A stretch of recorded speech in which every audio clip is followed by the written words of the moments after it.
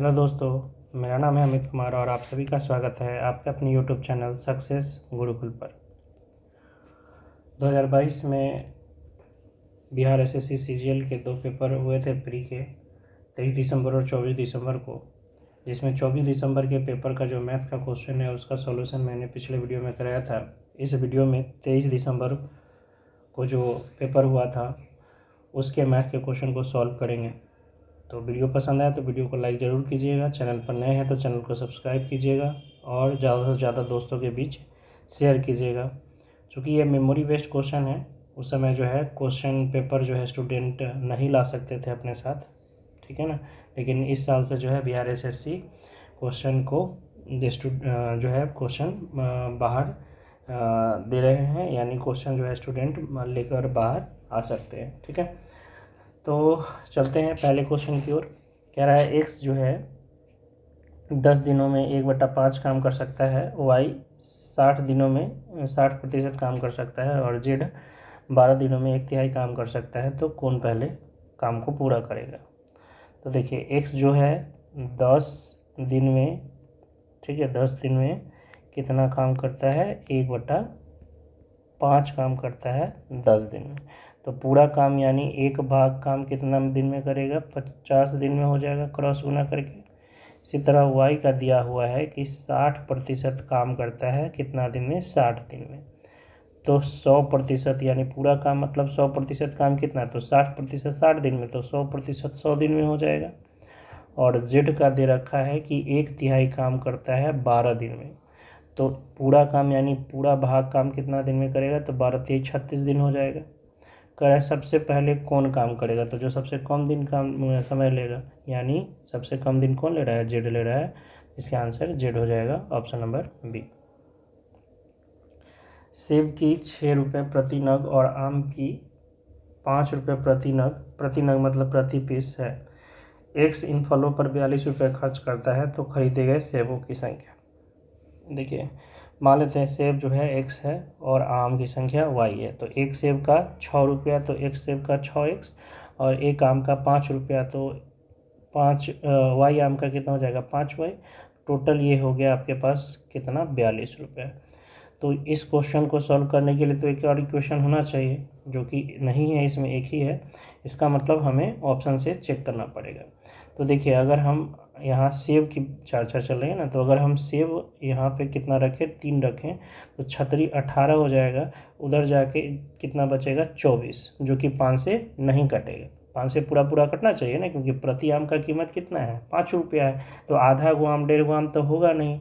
तो जब भी इधर बचना चाहिए वो 5 से कटने वाला होना चाहिए। तो बारी बारी से चेक कर लेंगे। तो आपका 3 जो है नहीं होगा। 4 रखेंगे, 6 चौक 24, तो उधर जाके कितना बचेगा? 18, जो कि 5 से नहीं कटेगा, तो ये भी नहीं होगा। उसके बाद हम लोग कितना रख लेंगे? 5, तो 6 बचे 30, तो कितना बचेगा? 12। 12 भी 5 से नहीं कटेगा, तो ये भी नहीं होगा। 2 रखेंगे तो 6 दूना 12, 42 है। 12 उधर जाएगा तो कितना बचेगा? 30, और 30 में 5 से भाग लग जाएगा, ठीक है। तो ये आंसर होगा डी। 2 सेब खरीद सकते हैं। तो 2 सेब खरीदेंगे तो आम कितना हो जाएगा? 6 आम हो जाएगा, ठीक है। 2 सेब का 12 रुपया और 6 आम का 30 रुपया, टोटल 42 रुपये, ऑप्शन नंबर डी। 2 संख्याओं का योग 36 और उनका गुणनफल 315 है, तब दोनों संख्याओं का निरपेक्ष अंतर ज्ञात कीजिए। निरपेक्ष अंतर क्या होता है? एब्सोल्यूट डिफरेंस, मतलब आप छोटा में से बड़ा घटाओ या बड़ा में से छोटा घटाओ, जो अंतर होना चाहिए वो पॉजिटिव होना चाहिए, ठीक है। अब छोटे में से बड़ा घटाओ, नेगेटिव आ रहा है तो माइनस चिन्ह को छोड़ दो। जो सिर्फ सांख्यिक मान है उसको बताइए, तो उसी को हम लोग क्या बोलते हैं? निरपेक्ष अंतर। मतलब छोटा बड़ा किसी में से किसी को घटाओ, पॉजिटिव नंबर बताओ। तो कहने का मतलब है कि आपको x + y दे रखा है 36 और x × y दे रखा है 315। तो आप हिट एंड ट्राई से जाओगे तो बहुत आसानी से पकड़ सकते हो इस चीज़ को कि देखिए जोड़ के 36 चाहिए और गुना करके यूनिट डिजिट में 5 चाहिए। तो 1 और 5 यूनिट डिजिट वाला नंबर होगा, तभी तो जोड़ के 6 होगा, गुना हो के 5। तो 1 ले लेते हैं 31, तो ये एक दूसरा हो जाएगा 5, गुना करके देखिए ये 315 नहीं होगा, तो ये नहीं हो सकता है। एक अगर 21 लेंगे तो दूसरा 15, देखिए गुना कीजिएगा 15 और ये 15 दूना 30 और 1 31, यानी ये आ जाएगा। तो एक संख्या आपका 21 हो गया, दूसरा हो गया 15, यानी अंतर कितना का? 6 का, ठीक है। तो ऑप्शन नंबर सी। बाकी आपको इसको प्रॉपर सॉल्व करना है फार्मूला से, तो कैसे करेंगे? तो देखिए एक्स माइनस वाई को हम लोग क्या लिख सकते हैं? एक्स माइनस वाई को लिख सकते हैं एक्स प्लस वाई का होल स्क्वायर माइनस 4xy। ठीक है, एक्स प्लस वाई का होल स्क्वायर क्या होता है? X square plus y square plus 2xy, और इसमें से अगर 4xy घटेगा तो माइनस का xy बचेगा, उसको हम लोग क्या लिख सकते हैं? एक्स माइनस वाई का होल स्क्वायर। ये जो है लिखा हुआ ये क्या है? एक्स माइनस वाई का होल स्क्वायर है, और इसका रूट कर देंगे तो एक्स माइनस वाई हो जाएगा। तो इससे क्या फ़ायदा है? क्योंकि दोनों मान हमें जो है इसमें पता है। एक्स प्लस वाई जो है 36 है, तो 36 का स्क्वायर माइनस 4 गुना 315। 36 का स्क्वायर कितना हो जाएगा? 1296, और माइनस ये हो गया 1200, और इधर 60, 1260 यानी रूट अंडर 36 कितना हो जाएगा? 6 हो जाएगा। ऑप्शन नंबर सी।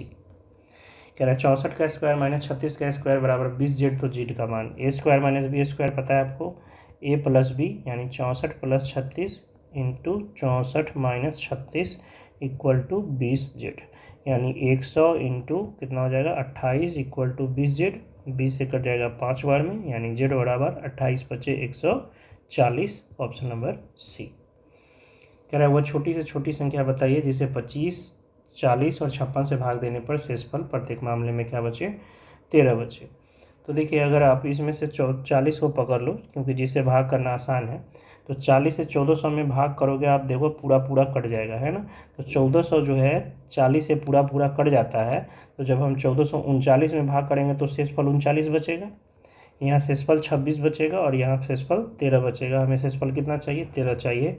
एक ही ऑप्शन में है, डी में। ठीक है, तो आप चेक करके आसानी से बता सकते हो। बाकी अगर आपको सॉल्व करना है तो संख्या क्या हो जाएगी आपको पता है, 25, 40, 56 का एलसीएम, और इसमें चूंकि 13 शेष भी चाहिए तो 13 ऐड कर देंगे। अब इसका एलसीएम कैसे निकलेगा? तो 5 और 40 दो दो करके निकालिए। 5 और 40 में 5 कॉमन, तो यहाँ बचेगा 5 और यहाँ 8। ठीक है, और बच गया 56। अब 56 और इसमें देखिए क्या कॉमन है, तो 8 कॉमन है, तो यहाँ 5 गुना 5 25 बच जाएगा, और इसमें 7, तो 25 अठे 200 और गुना 7 यानी 1400। 1400 प्लस 13 1413। Option number D. ठीक है, ए और बी मिलकर 20 दिनों में काम को पूरा कर सकते हैं, और बी अकेला 25 दिनों में, तो ए अकेले इस काम को कितने दिन में करेगा? ए प्लस बी कर रहा है कितना दिन में? 20 दिन में। बी कर रहा है 25 दिन में। तो मान लीजिए कि टोटल वर्क जो है आपका 20 और 25 का एलसीएम कितना? 100। तो ए और बी मिलकर एक दिन में कितना काम करेगा? 5। 20 से भाग करेंगे तो, और 25 से भाग करेंगे तो बी एक दिन में कितना काम करेगा? 4।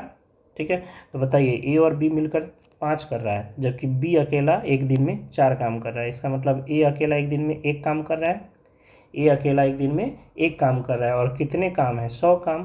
तो ए अकेला एक दिन में 1 काम कर रहा है, तो 100 काम करने में कितना दिन लगेगा?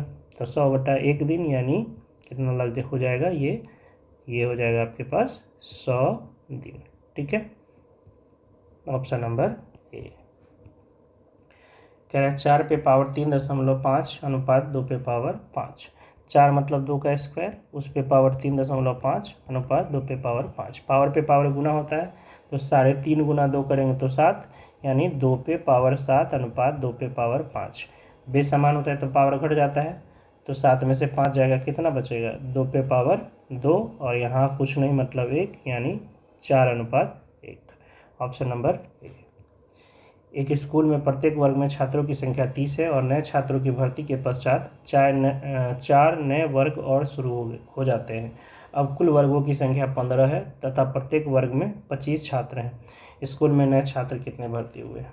देखिए पहले जो है प्रत्येक वर्ग में 30 छात्र थे, और 4 नए वर्ग बनने से 15 वर्ग हो गए, है ना। यानी पहले कितने वर्ग थे? 11, तो टोटल स्टूडेंट हो गए 330। अब 4 वर्ग और बन गए, तो टोटल वर्ग हो गए कितने? 15, और प्रत्येक वर्ग में कितने छात्र हैं? 25। तो अब स्टूडेंट की टोटल संख्या कितनी हो गई? 25, और ये 125 कितना हो जाएगा? 375, यानी कितना स्टूडेंट बढ़ गया? 45, यानी 45 नए छात्रों का एडमिशन हुआ है। Option number A. 150 से छोटी सभी प्राकृतिक संख्याओं का औसत। तो 150 से छोटी ये मतलब प्राकृतिक संख्या कहाँ से स्टार्ट होगा? 1 2 3 4 इस तरह से, और 150 से ठीक छोटी कितनी हो जाएगी? 149। आपको पता होना चाहिए कि लगातार संख्याओं का जो औसत होता है, लगातार संख्या मतलब गैप समान हो, 1 का हो या 2 का हो या 10 का हो, लेकिन गैप समान हो, तो वैसे केस में संख्याओं का औसत होता है पहला पद प्लस अंतिम पद बटा में 2, यानी 150 बटा 2 कितना हो जाएगा 75। ठीक है, ऑप्शन नंबर बी। कह रहा है मान ज्ञात कीजिए 1/5 × 4 प्लस 1/5 × 4 का स्क्वायर प्लस 1/5 × 4 का क्यूब। तो 1 प्लस ये 1/20 हो जाएगा 5 × 4, और इसमें देखिए 5 और 4 है, इसमें भी 5 और 4 है, तो 1/5 × 4 कॉमन ले लेंगे, यहाँ 1/4 और प्लस यहाँ 1/4 का स्क्वायर यानी 16। तो ये हो गया 21/20 प्लस 1/20, 16 और 4 का एलसीएम 16, 4 से भाग करेंगे 4 प्लस 1, यानी 21/20। यहाँ पे आपके पास आ गया कितना 1/20 इंटू 5/16, 5 से कट जाएगा 4 बार में, तो इसका हो जाएगा 64 और 20 का एलसीएम 320, 20 से भाग करेंगे 16, तो 21 × 16 और प्लस में 64 से भाग करेंगे तो 5। तो देखिए 320 एक ही ऑप्शन में नीचे है, ऑप्शन नंबर बी में, आप ऊपर गुना करके जोड़ोगे तो 341 आ जाएगा, ऑप्शन नंबर बी इसका आंसर हो जाएगा।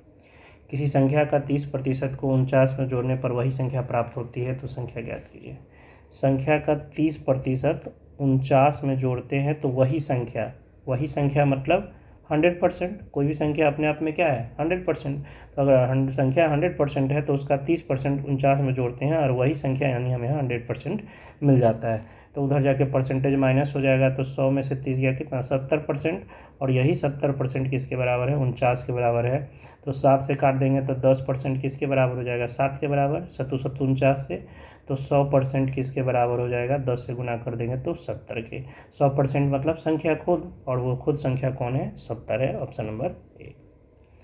कह रहे 2.002 बटा 20.02 प्लस 2002 बटा 200.2, तो 2.002 बटा 20.02, तो इसका दशमलव नीचे का दशमलव हटाने के लिए ऊपर 100 क्योंकि दशमलव के बाद 2 अंक है, और ऊपर का दशमलव हटाने के लिए नीचे 1000 क्योंकि दशमलव के बाद 3 अंक है। तो ये दशमलव से दशमलव खत्म, प्लस 2002 बटा 200.2, इसका हटाने के लिए ऊपर 10 होगा तो ये दशमलव खत्म, ये से ये कैंसिल, ये से ये कैंसिल, कितना हो गया 1/10 प्लस 10, तो 101/10 यानी 10.1। ठीक है, option number 10.1, option number A. 10.1 कही है या 10.10 कही है, एक ही बात है। 3 मिश्र धानों में दूध पानी का अनुपात जो है क्रमशः 2:3, 3:1 तथा 4:5 है, जिनको जो है 2:3:4 के अनुपात में मिलाया जाता है। नए मिश्रण में दूध तथा पानी का अनुपात ज्ञात कीजिए। 3 मिश्रण है जिसमें दूध और पानी का अनुपात आपको दे रखा है 2:3 है पहला में, दूसरा में 3:1 और फिर 4:5। तो देखिए इसमें टोटल मिक्सचर कितना है 5, इसमें 4 और इसमें 9। इसका हमें 2 भाग चाहिए, इसका 3 भाग और इसका 4 भाग। तो ये कैसे निकालेंगे? सबसे पहले तो आपको मिश्रण को इक्वल करना है, तीनों मिश्रण को इक्वल करना है, और फिर उसमें पहला का 2 भाग, दूसरा का 3 भाग और तीसरा का 4 भाग ले सकते हैं। तो 5, 4 और 9 का एलसीएम चूँकि कुछ भी कॉमन नहीं है तीनों में, तो क्या हो जाएगा 5 × 20 और 9 180। ठीक है, तो इसको भी 180 बनाना है तो 9 × 36 से गुना करना पड़ेगा, इसको 180 बनाना है तो 45 से, और इसको 180 बनाना है तो 20 से। अब ये बराबर हो गया। अब इसका चाहिए 2 भाग, इसका चाहिए 3 भाग और इसका चाहिए 4 भाग। देखिए ये आपस में कहीं भी कोई कटने वाला नहीं है, कटने वाला होता तो काट भी सकते थे ताकि गुना कम करना पड़े, बट यहाँ कोई भी आपस में कटने वाला नहीं है, तीनों में हम बता रहे हैं। ठीक है, कोई 2 नहीं, तीनों में कटने वाला होता तो काट सकते थे। तो यहाँ टोटल कितना से गुना हुआ है 36 × 2 72 से, तो ये 72 दूना 144 और ये 72 तिहाई 216। इसमें हुआ है 45 तिहाई 135 से, तो 135 × 3 405 और 135 × 1 135। इसमें कितना से 80 से, तो 8 × 32 320 और यहाँ 400। तो टोटल हो गया ये 9 6 और ये हो गया आपके पास 7 8 7 1 8, ये 1 4 और 5 और ये हो गया आपके पास 7, यानी 869 अनुपात 751, ऑप्शन नंबर डी। निम्नलिखित में कौन सी संख्या जो है एक प्राकृत संख्या का वर्ग है? तो देखिए, किसी संख्या का वर्ग जो होता है उसका इकाई का अंक 2, 3, 7 और 8 कभी नहीं हो सकता है, कभी नहीं हो सकता। ठीक है, तो जिस भी वर्ग संख्या, कोई भी संख्या का वर्ग अगर निकालेंगे तो उसका इकाई का अंक 2, 3, 7, 8 कभी नहीं हो सकता। ठीक है, तो देखिए यहाँ 8 है, ये किसी का वर्ग नहीं हो सकता। ये 3 है, किसी का वर्ग नहीं हो सकता। यहाँ यूनिट डिजिट 2 है, किसी का वर्ग नहीं हो सकता। एक ही ऑप्शन बच रहा है, ऑप्शन नंबर सी। तो ये किसी संख्या का वर्ग होगा, क्योंकि चारों में कोई एक वर्ग है और ये 3 नहीं है, तो ये होगा ही, निश्चित ही होगा। ठीक है, विक्रयमूल्य बताइए जब लागत मूल्य दिया हुआ है और लाभ प्रतिशत दिया हुआ है। आपके पास जो है सीपी है कितना, 36.40 और लाभ प्रतिशत है 15%। तो इसका 115% निकालना है, तो आप 115% ना निकाल के, चूँकि ये दशमलव वाला 364 में आपको गुना करना पड़ेगा, इससे अच्छा इसका 10% निकाल लो। ठीक है, 10%, 5% आपको निकालने आना चाहिए। इसका 10% क्या हो जाएगा, 3.64, एक अंक घसक जाएगा। फिर इसका 5% निकालेंगे तो इसका अधिया कर देंगे, तो 1 और ये हो गया 8 दूना 16 और ये 4, तो 6, 8 6 14 और 4 18, 1 4 40 और 1 41। बहुत आसानी से ये निकल गया। ठीक है, ऑप्शन नंबर डी। 3 पे पावर 7, 3 पे पावर 12 और 3 पे पावर 17 का लॉसा ज्ञात करना है। तो लॉसा आपको पता है कि सेम संख्या में पावर जितना ज़्यादा होगा वही उसका लॉसा होगा। तो 3 पे पावर 7, 3 पे पावर 12 और 3 पे पावर 17 का जो लॉसा है वो 3 पे पावर 17, ऑप्शन नंबर बी होगा। समांतर श्रेणी √2, 3√2, 5√2 का 18वां पद याद करना है। तो किसी समांतर श्रेणी का nवां पद क्या होता है, a + n-1 इंटू डी होता है। ठीक है, तो यहाँ प्रथम पद a आपके पास हो गया √2, d हो गया दोनों का अंतर, सार्वंतर 2√2 आ जाएगा, और आपके पास n है 18वां पद, तो t 18 बराबर a + 17d हो जाएगा। a आपके पास √2 और d हो गया आपके पास 17 गुना 2√2, 17 दूना 34 और 1 35√2, ऑप्शन नंबर ए। कह रहा है जब 14 गुना 21 गुना 14 गुना 23 गुना 14 गुना 25 को 12 से विभाजित करते हैं तो शेषफल क्या है। तो पहले 14 गुना 21 को हम क्या करते हैं, 12 से भाग कर लेते हैं। 12 एकम 12, 2 और ये 2, 12 एकम 12, 10 और ऊपर से 1, 12 8 96, तो 5। यानी इसको जब हम 12 से भाग करेंगे तो शेषफल कितना बचेगा, 5। तो ये इससे 2 ज़्यादा है तो यहाँ क्या बचेगा, 7, और ये इससे 2 ज़्यादा है तो यहाँ क्या बचेगा, 9। आप चाहो तो नेगेटिव रिमाइंडर भी बना सकते हो, बट चलिए पॉजिटिव में हम लोग ले लेते हैं। तो यहाँ 5, तो यहाँ 7, तो यहाँ 9, तो 5 गुना 7 गुना 9। अब किसी 2 को गुना कर लेते हैं, जैसे ये 9 से 63 कर लिए, 5 गुना 63। अब 63 में 12 से भाग करेंगे तो 12 × 5 = 60, 3 बचेगा, तो 5 गुना 3 और ये 5 गुना 3 15, 15 में अब 12 से भाग करेंगे तो शेषफल क्या बचेगा, 3 बचेगा, ऑप्शन नंबर बी। वृत्त की त्रिज्या में 3% की वृद्धि हो तो उसके क्षेत्रफल में वृद्धि। वृत्त का क्षेत्रफल πr² होता है, यानी r में 2 बार वृद्धि होगा लगातार। ठीक है, तो r में अगर लगातार 2 बार वृद्धि करेंगे तो उसके क्षेत्रफल में वृद्धि होगा। ठीक है, तो r में अगर 3% का हो रहा है तो क्षेत्रफल में क्या होगा, सक्सेसिव 2 बार, और सक्सेसिव 2 बार परसेंटेज का फार्मूला a + b + ab/100। तो 3 + 3 + 3 गुना 3/100 यानी 6.09%, ऑप्शन नंबर बी। कह रहा है 5 7 9 x 15 का औसत 10 है तथा 17 8 19 16 x y 4 का औसत 12 है, तो y का मान। तो औसत कैसे निकलता है, सबको जोड़कर जितना संख्या उसे भाग कर दीजिए। तो 5 7 12, 12 9 21, 21 और 15 36 + x, क्या वो हो गया 1 2 3 4 5 भागा 5 बराबर 10, यानी x बराबर हो जाएगा 50 - 36, यानी x का मान आ गया 14। अब यहाँ कह रहा है कि इसका औसत 12 है, तो 17 और 8 25 और 19 44 और 6 44 और 16 60 और x 60 और 14, x का मान 14 आ गया है। तो 74 74 4 78 + y, क्या हो गया 1 2 3 4 5 6 7, 1 2 3 4 5 6 7, तो 7 से भाग कर देंगे = 12, यानी y बराबर 12 × 7 = 84 - 78 कितना हो गया 6, y का मान 6, ऑप्शन नंबर डी। कह रहा है 4x² minus 10xy plus 6y² equal to 0, तो x अनुपात y। 4x² माइनस 10xy को लिख सकते हैं 4xy minus 6xy, minus 4 minus 6 10 हो जाएगा, और प्लस का 6y² इक्वल टू 0। इसमें से 4x कॉमन है तो x माइनस वाई, इसमें से 6 कॉमन है और y भी कॉमन है, तो यहाँ भी x minus y equal to 0। तो दोनों में से x माइनस वाई कॉमन, तो यहाँ बच जाएगा 4x minus 6y equal to 0, यानी either x minus y equal to 0 और हो जाएगा 4x minus 6y equal to 0, यानी x बराबर y और 4x बराबर 6y। तो यहाँ से x अनुपात y आ जाएगा कितना, 1:1, 1/1, और यहाँ से आ जाएगा x बटा वाई बराबर 6/4, यानी 3/2, यानी 3:2। तो x अनुपात y क्या हो जाएगा, 3:2 और 1:1, ऑप्शन नंबर डी। एक विक्रेता एक उत्पाद को लागत पर 5% लाभ पर बेचने का इरादा रखता है। यदि लाभ 120 रुपये जो है कम हो तो 3.5% हो जाता है, लाभ 3.5% हो जाता है, तो उत्पाद का क्रय मूल्य ज्ञात कीजिए। तो देखिए पहले 5% कम आता, लेकिन वो 120 रुपया अगर कम रखता है लाभ को, ठीक है, 120 रुपया कम रखता है तो 3.5% का ही लाभ होता है, यानी 1.5% लाभ जो है कम होने पर रुपया कितना कम हो जाता है, 120 रुपया, यानी ये 1.5% ही किसके बराबर है, 120 रुपये के। ठीक है, 1.5% किसका, क्रय मूल्य का, लाभ जो निकलता है वो क्रय मूल्य पर।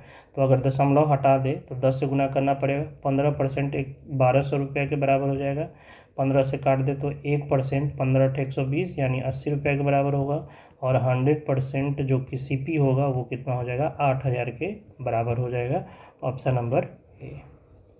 दो संख्याओं का अंतर 840 है। यदि एक संख्या का 5% दूसरी का 15% है तो दोनों संख्याएं ज्ञात कीजिए। एक संख्या मान लीजिए x है, एक संख्या आपका x है, तो x का 5% जो है y के, दूसरी संख्या y है तो y का 15% के बराबर है, 5×3 = 15, यानी x अनुपात y कितना आ जाएगा, 3:1। दोनों का अंतर दिया है तो इन दोनों का अंतर कितना, 2 यूनिट, 2 यूनिट 840 के बराबर, तो 1 यूनिट 420 के बराबर, 3 यूनिट हो जाएगा आपके पास 1260 के बराबर। तो एक संख्या 1260 और दूसरा संख्या 420, ऑप्शन नंबर ए। कर स्टार की किसी छोटे मान के लिए संख्या इतना जो है 11 से विभाजित होगी। मान लीजिए ये x है, तो 6 4 8, x 4 5 8 जो है 11 से विभाजित है। तो कोई भी संख्या जो है 11 से तभी विभाजित होगी जब उसके सम स्थानों की संख्या और विषम स्थानों की संख्या का जो योग होगा उसका अंतर या तो 0 होगा या 11 से विभाज्य होगा। कहने का मतलब इसका अगर हम विषम वाला ले तो 8 और 4 12, 12 8 20 और 6 26, और ये सम वाला ले तो 5 + x और +4 कितना हो गया, 9 + x। इन दोनों का जो अंतर है वो या तो 0 हो या 11 से विभाज्य हो। तो 17 - x बराबर 0 या 11 या 22 भी अगर और बड़ा होता तो 22 भी ले सकते थे। तो 0 अगर करेंगे तो x 17 आ जाएगा, और x क्या है, एक संख्या, एक अंक है ना, 1 से लेकर 9 तक, 0 से लेकर 9 तक का कोई एक अंक होगा, तो 17 तो हो नहीं सकता है, तो हम 0 नहीं लेंगे, तब 11 लेंगे। तो 17 - x बराबर 11, यानी x बराबर 17 - 11 कितना हो जाएगा, 6। ठीक है, तो 6 आपका जो है स्टार की जगह आएगा, तो 11 से विभाज्य होगा। 15 लड़कियों के रुपयों का औसत 50 रुपये है। जब 3 और लड़कियां जुड़ जाती है तो औसत 3 रुपये बढ़ जाती है, तो नई लड़कियों के रुपए का औसत ज्ञात कीजिए। 15 का औसत दे रखा है 50, तो योग क्या हो जाएगा, 15 × 50, 15 × 5 = 75, यानी 750 रुपये। और 3 लड़की बढ़ जाती है तो 53, 18 लड़की हो गई, और औसत जो है 3 रुपया बढ़ जाता है, यानी 53 हो जाता है। तो अब योग क्या हो जाएगा, अब योग हो जाएगा 53 × 18, यानी 18 × 54, 5, 18 × 5 = 90 और 95, यानी 3 लड़की जो है, 3 लड़की वो कितना रुपया लेकर आई, तो ये लेकर आई है 204 रुपया, तीनों लड़की मिलके। तो एवरेज निकालने के लिए 3 से भाग कर देंगे, 6×3 = 18, 8×3 = 24। तो तीनों लड़की जो आई है उसका जो रुपयों का औसत है वो 68 रुपये है, ऑप्शन नंबर ए। ठीक है, बाकी अगर आपको डेविएशन से बनाना हो, या तो योग का तरीका हो गया, जो छोटे मोटे जो नंबर है जहाँ पे हम लोग गुना कर सकते हैं कम समय में, उसके लिए तो ठीक है। लेकिन अगर नंबर जो है बड़ा हो तो उस केस में आपको डेविएशन जानना ज़रूरी है। देखिए डेविएशन क्या कहता है कि 15 का औसत 50 है, 3 और आई जिसका औसत आपको पता नहीं है, और टोटल 18 का औसत 53 हो गया। ठीक है, तो इसका मतलब जो 3 औसत का मतलब क्या होता है, प्रत्येक का मान, याद रखिएगा। तो 15 का औसत 50 है, मतलब प्रत्येक का 50-50 है, और ये 18 का औसत हो गया 53, मतलब प्रत्येक का 53-53 है।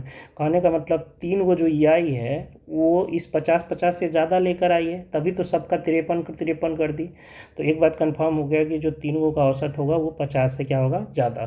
तो छोटा वाला 50 ले लिए, उससे ज़्यादा। अब कितना ज़्यादा होगा, तो प्रत्येक का 3-3 बढ़ा दी, प्रत्येक का 3-3। ये 18 का एवरेज 53 है, मतलब प्रत्येक का 53 है, तो प्रत्येक का 3-3 बढ़ा दी। और ऐसे कितने 18, तो टोटल कितना बढ़ गया, 18×3=54, प्रत्येक का 3, तो 18 का 18×3=54।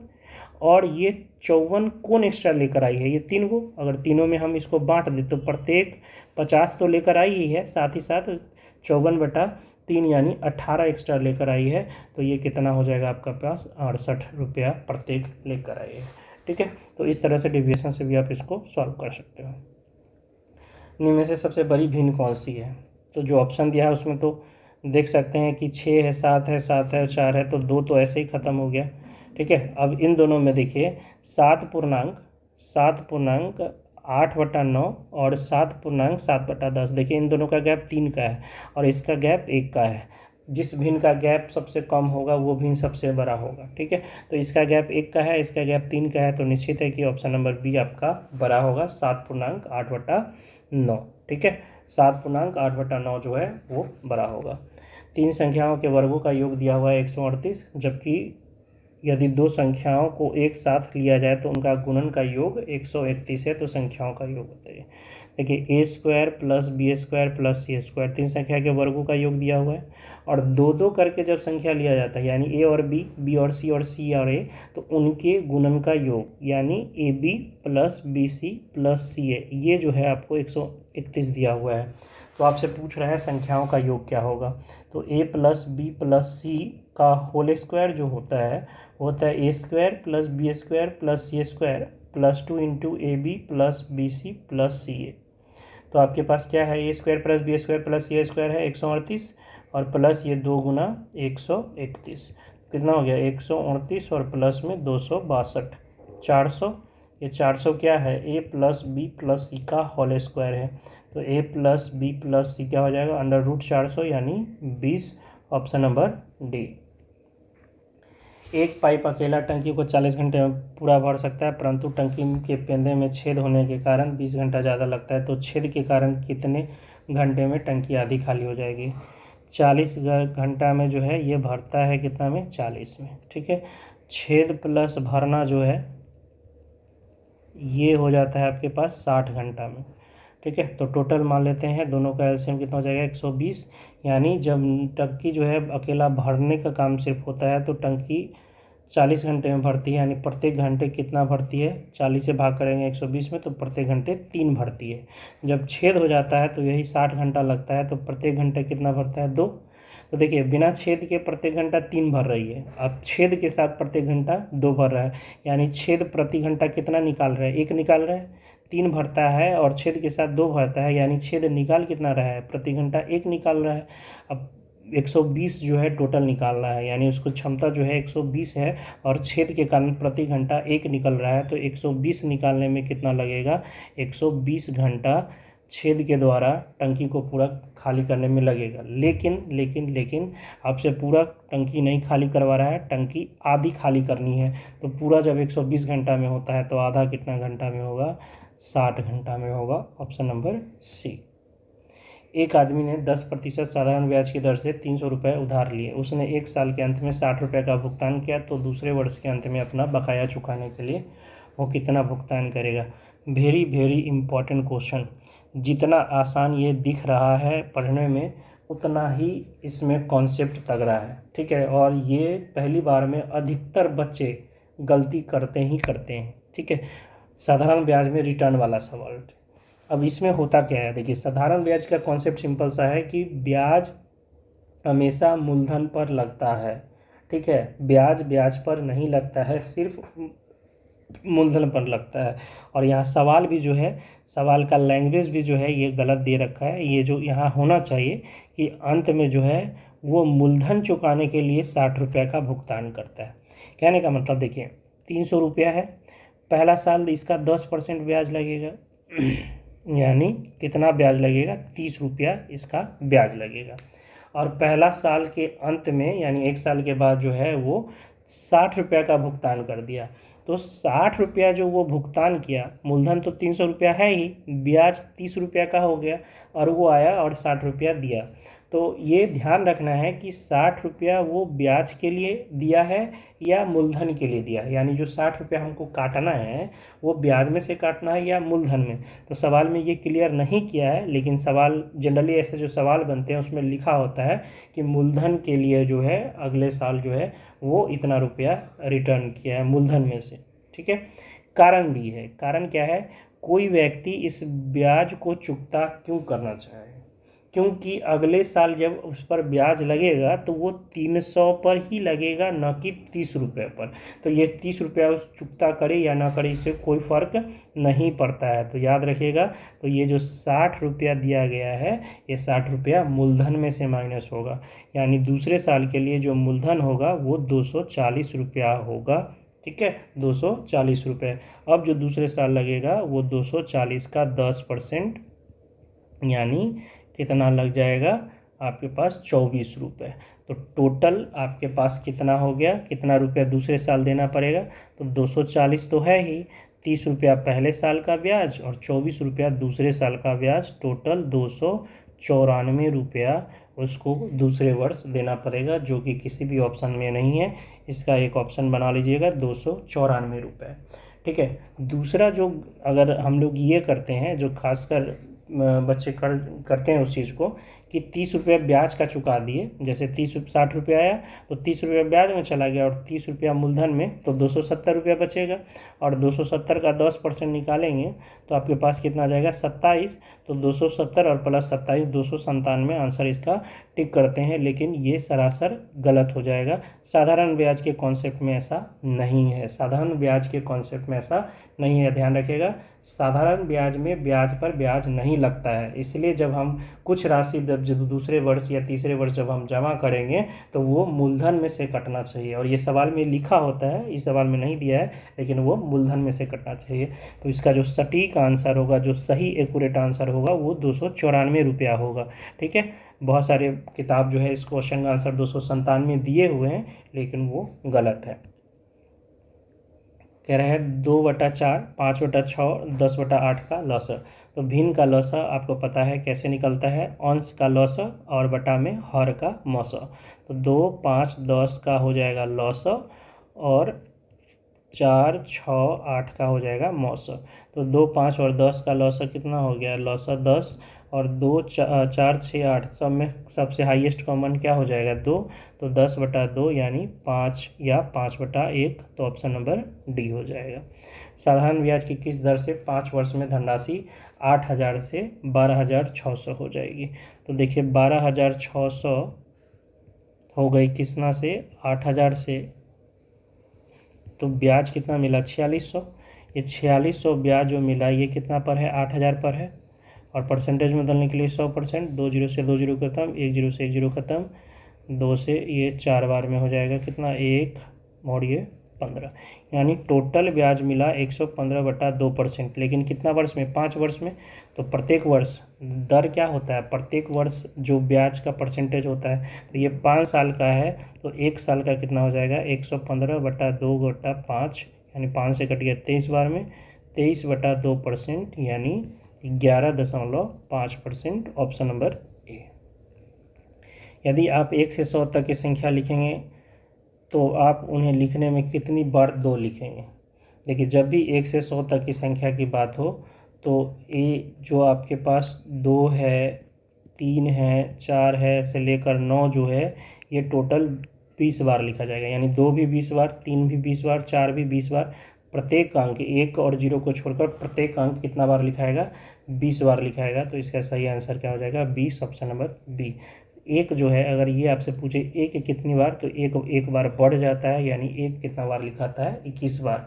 या और 2 से लेकर 9 तक के जो अंक है वो 20 बार। कब? 1 से 100 तक। तो आशा करते हैं ये वीडियो आपको पसंद आया हो। वीडियो पसंद आए तो वीडियो को लाइक ज़रूर कीजिए। मिलते हैं नेक्स्ट वीडियो में, तब तक के लिए जय हिंद, जय भारत।